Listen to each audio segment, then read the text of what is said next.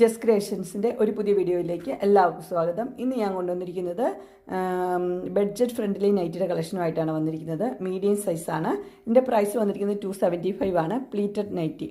ആദ്യത്തെ കളർ വന്നിരിക്കുന്നത് നല്ലൊരു പീച്ച്, ചെറിയ ലൈറ്റ് പീച്ചാണ് വന്നിരിക്കുന്നത്. അതിനകത്ത് വൈറ്റ് കളറിൽ ഫ്ലവേഴ്സ് കൊടുത്തിട്ടുണ്ട്.